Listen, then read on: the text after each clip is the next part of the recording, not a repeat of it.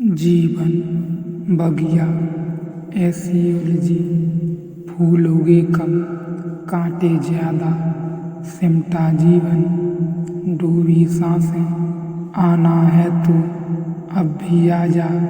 यदि आपने अभी तक पिछला अध्याय नहीं देखा है तो कृपया करके पिछला अध्याय देखें, तभी आप इस अध्याय को समझ सकेंगे। अगर आपको कोई मौका दे 24 घंटे जागने का, क्या आप जागना चाहेंगे? और अगर कोई व्यवस्था कर दे कि आप 24 घंटे सो, तो क्या आप सोना चाहेंगे या जागना चाहेंगे? जागना मजबूरी है, इसीलिए जिनके पास सुविधा हो जाती है वे शराब पीकर सोने लगते हैं, क्योंकि अब जगने की कोई ज़रूरत नहीं। जिन्हें और सुविधा हो जाती है वे उनमें डूब जाते हैं। जब भी कोई समाज थोड़ी सी सुविधा जुटाता है तो पहले खर्चा शराब पर करता है। समाज की छोड़ दें, एक आदमी भी थोड़ी सी सुविधा जुटा लेता है तो पहला खर्चा शराब पर कर देता है। वह बड़ा दुखद है।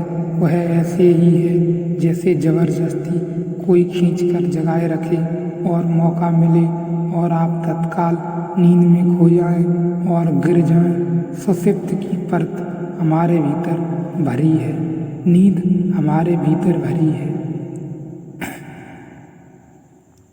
तब तीसरी अवस्था है और साधक को जान लेना ठीक से जरूरी है। यह तीसरी अवस्था को बहुत जरूरी है जानना, क्योंकि इसको तोड़े बिना चौथे तक पहुंचने का कोई उपाय नहीं है। इसे बिना छोड़े बिना तोड़े चौथी अवस्था नहीं मिल सकती। ऋषि ने कहा है, सब इंद्रियों के शांत बन जाने पर, विशेष ज्ञान न होने पर, विषय जब ग्रहण नहीं होते, तब उस समय आत्मा की अवस्था को सुषुप्त कहा जाता है।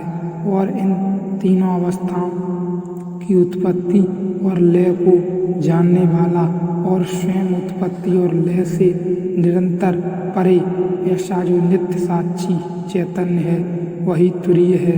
ये है तीन अवस्थाएं, जागृति, स्वप्न और सुषुप्त। लेकिन किसकी है ये अवस्थाएं? कौन है जो इन तीनों में चलता है? कौन है जो जागता है और कौन है जो स्वप्न देखता है और कौन है जो सोता है? निश्चित ही वह अलग होगा, निश्चित ही वह अलग होगा। मैं एक स्टेशन से गुजरता हूँ, फिर दूसरी स्टेशन पर, फिर तीसरी स्टेशन से गुजरता हूँ। ये तीनों स्टेशन हैं, निश्चित ही यात्री अलग होगा। मैं स्टेशन नहीं हूँ, नहीं तो दूसरी स्टेशन पर कैसे पहुँच पाता? दूसरी भी मैं नहीं हूँ, क्योंकि मैं तीसरे स्टेशन पर कैसे पहुँच पाता? और तीसरी भी मैं नहीं हूँ, क्योंकि फिर पहली पर दूसरी पर चलना आता हूँ। आदमी जागत है, स्वप्न देखता है, सोता है, जागता है, जागत है, फिर सोता है, फिर जागता है, फिर स्वप्न देखता है, तीनों में डोलता रहता है। इसलिए ऋषि कहते हैं कि जो इन तीनों में डोलता रहता है वह चौथा होना चाहिए। वह तीन में से कोई भी नहीं हो सकता।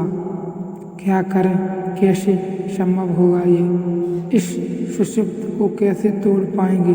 सब तरफ घेरे हुए है नींद, चलते हैं, सोए हुए उठते हैं, सोए हुए बैठते हैं, सोए हुए जो भी कर रहे हैं, सोए हुए बुद्ध गुजरते हैं एक राह से। तब की बात है जब बुद्ध न थे, उन्हें ज्ञान प्राप्त न हुआ था। एक मित्र साथ है, एक मक्खी बुद्ध के कंधे पर आकर बैठ गई। बुद्ध ने इस मित्र से बातें जारी रखी, राह पर चलते रहे। मक्खी को हाथ मारकर उड़ा दिया, फिर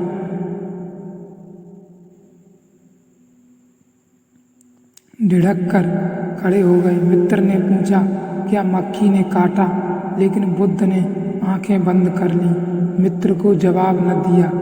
हाथ को उठाया, वापस उस जगह ले गए जहाँ थोड़ी देर पहले मक्खी थी। अब नहीं थी। उड़ाया उस मक्खी को जो अब वहाँ नहीं थी। वापस हाथ को नीचे लाए। मित्र ने कहा, पागल हो गए हो, मक्खी तो उड़ गई पहली चोट में, अब क्या उड़ाते हैं?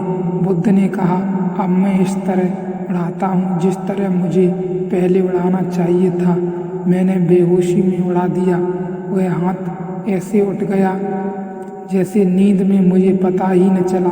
मैं तुमसे बात करने में लगा रहा, हाथ उठ गया, मक्खी उड़ गई। तब मुझे पता चला कि मैंने मक्खी उड़ाई, लेकिन मुझे पता ही न था कि मैं उड़ा रहा हूँ। यह नींद थी।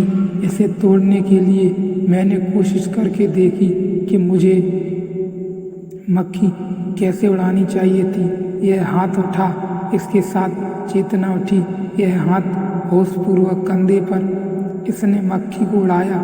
जब मैंने इस मक्खी को उड़ाया तब मैं जान रहा था कि मैं क्या कर रहा हूँ। तब मैं यह भी जान रहा था कि मैं क्या कर रहा हूँ, और मैं यह उड़ाया तब मैं जान रहा था कि क्या कर रहा हूँ, और यह भी जान रहा था कि मैं जान रहा हूँ। यह है दोहरा तीर चेतना का। बुद्ध ने कहा, अब दोबारा मक्खी बैठे तो ऐसे ही मैं उड़ाऊंगा। इसका थोड़ा अभ्यास किया। आगे चलें। अगर हम ऐसा सोचें तो हमारे सारे काम नींद में मालूम पड़ेंगे। अब जो आप भी मक्खी भी नहीं उड़ा सकता,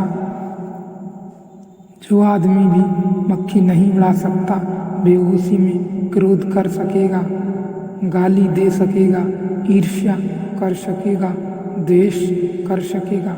सभी कुछ नींद में होता है। होश के साथ गिरना शुरू हो जाता है। आनंद बुद्ध के साथ बरसों से था और सब ठीक है। एक बात आनंद बुद्ध के साथ बरसों से था और वह कहता था सब ठीक है। एक बात मेरे मन में भर समझ नहीं आती, रात में सोते हैं आप कि नहीं? बे कहा उन्होंने कि रोज तू जानता है कि मैं सोता हूँ। आनंद ने कहा, वह तो मैं भी देखता हूँ, लेकिन जहाँ पैर रखते हैं वहीं रखा रहता है रात भर, और जहाँ हाथ रखते हैं वहीं रखा रहता है।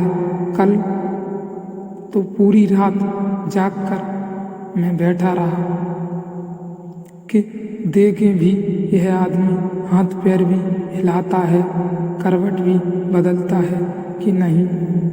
तो वहीं के वहीं हाथ पैर रखे रहे, संभल कर सोते हैं क्या आप? जो पाते होंगे कैसे सो जाएंगे, कैसे सो पाते होंगे आप? इस प्रश्न का उत्तर बुद्ध ने देना चाहा आनंद को। इसके लिए देखिए अगला अध्याय। सब कुछ नींद में ही है।